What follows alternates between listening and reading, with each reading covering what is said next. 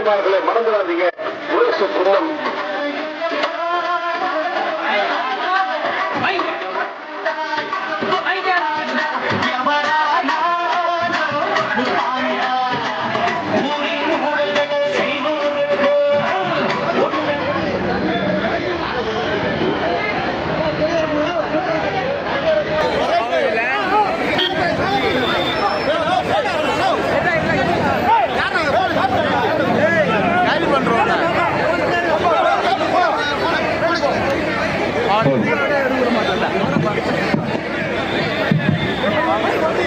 பெரியோர்களே, தாய்மார்களே, மதசார்பற்ற வெற்றிய கூட்டணியை சேர்ந்த அன்பு சகோதர சகோதரிகளே, என் தாய் குலங்களே, இங்கு கூடியிருக்கின்ற அனைத்து கட்சி கூட்டத்தை சேர்ந்த என்னுடைய அன்பு சகோதர சகோதரிகளே, உங்களுக்கு முதல் கண் என் பணிவான வணக்கத்தை தெரிவித்துக் கொள்கிறேன்.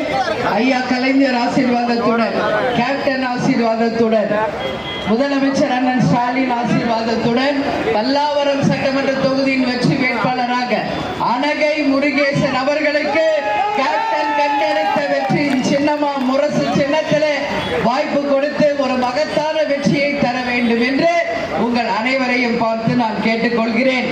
இங்க அஸ்தினாபுரம் அப்படின்னாலே உங்க எல்லாருக்கும் தெரியும்.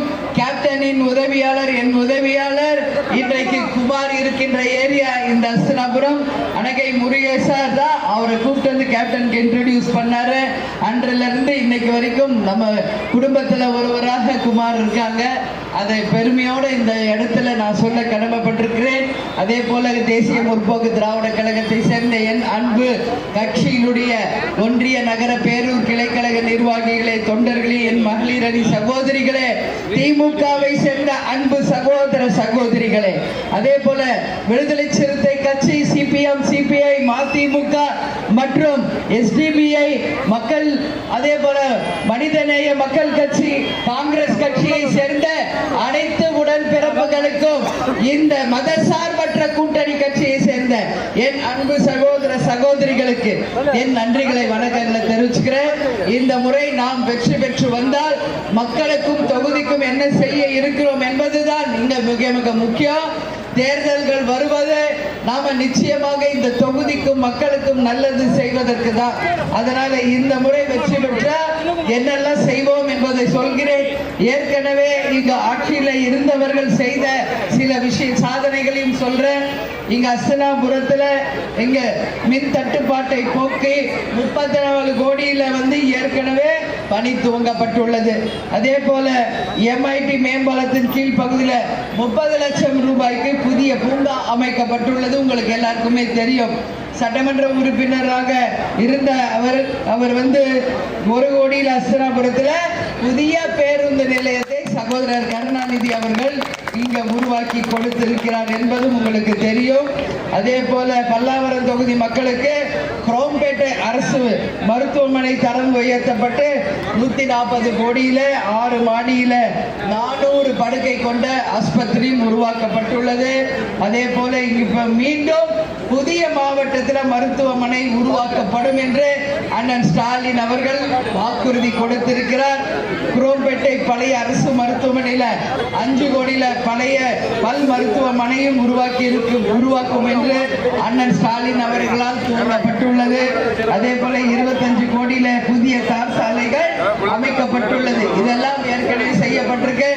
இன்னும் இந்த தொகுதிக்கு என்னெல்லாம் செய்ய வேண்டி இருக்கோ நம்ம வேட்பாளர் அனகை முருகேசன் நிச்சயமாக அந்த பணிகளை தன் பணியாக ஏற்றுக்கொண்டு மக்களுக்காக உழைப்பார் என்பதை இந்த நேரத்தில் சொல்றேன்.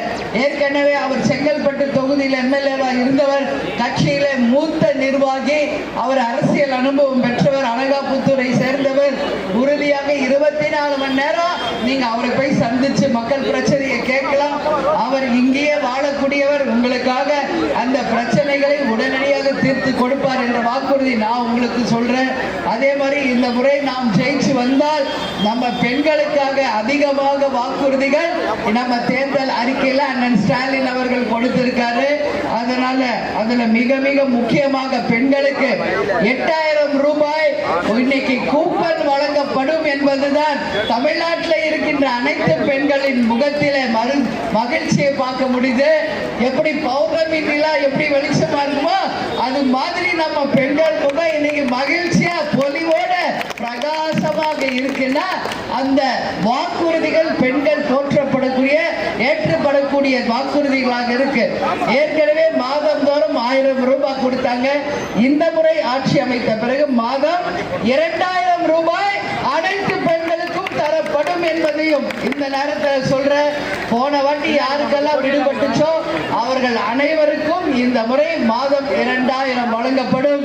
அதே போல மாணவ மாணவிகளுக்கு 1500 ரூபாயும், முதியோர்களுக்கு 1200 2000, உடல் ஊனமுற்றவர்களுக்கு 2500, விவசாய பெருமக்களுக்கும் பெண்கள் சுய உதவி குழுக்கள் மூலம் மானியமாக 5 லட்சம் ரூபாயும், புதிதாக வீடு கட்ட 10 லட்சம் வீடுகள் இன்றைக்கு சாங்ஷன் செய்யப்பட்டுள்ளது. யாருக்கெல்லாம் வீடு இல்லையோ நிச்சயம் உருவாக்கப்படும். அதே போல மருத்துவ காப்பீட்டு தொகை 10 லட்சமாக உயர்த்தப்பட்டுள்ளது என்பதையும் நான் தெரிவிச்சுக்கிறேன். காலை உணவு 8ஆம் கிளாஸ் வரைக்கும் இன்னைக்கு விரிவாக்கம் செய்யப்பட்டிருக்கு. 35 லட்சம் மாணவர்கள் அதுல பலன் அடைகிறார்கள். என் தாய் குலங்களே, பிள்ளைகளை நீங்க நம்பி ஸ்கூலுக்கு அனுப்புங்க. ஸ்கூல்லயே அவங்களுக்கு டிஃபன் கொடுத்து படிக்க வச்சு மதிய உணவும் கொடுத்து வீட்டுக்கு அனுப்புவாங்க. அதனால பிள்ளைகள் நல்லா படிச்சு முன்னேறுவதற்காக தான் இந்த திட்டம் என்பதை நீங்க யாரும் மறந்துடாதீங்க. பெண்களுக்கு எந்த கஷ்டமும் இருக்கக்கூடாதுன்றதுனால தான் இந்த வாக்குறுதிகள் எல்லாம் பெண்களுக்காகவே உருவாக்கப்பட்டிருக்கு. அதே மாதிரி எங்கெல்லாம் ரேஷன் கடையிலையும் அங்க ரேஷன் கடை உருவாக்கப்படும்.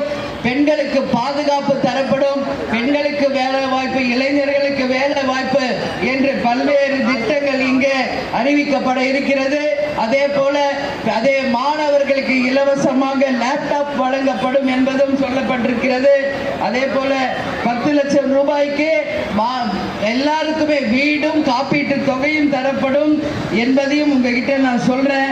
எனவே அனைவரையும் நான் கேட்டுக்கிறது என்னன்னா, இந்த வாக்குறுதிகள் எல்லாம் உங்களை வந்து சேர வேண்டும் என்றால் பல்லாவரம் சட்டமன்ற தொகுதியின் வெற்றி வேட்பாளராக அன்பு சகோதரர் முருகேசன் அவர்களுக்கு, அனகை முருகேசன் என்று பெயர் பெற்ற அவருக்கு வாய்ப்பு கொடுத்து கேப்டனின் வெற்றி சின்னமாம் முரசு சின்னத்திலே வெற்றியை தர வேண்டும் என்று கேட்டுக்கொள்கிறேன்.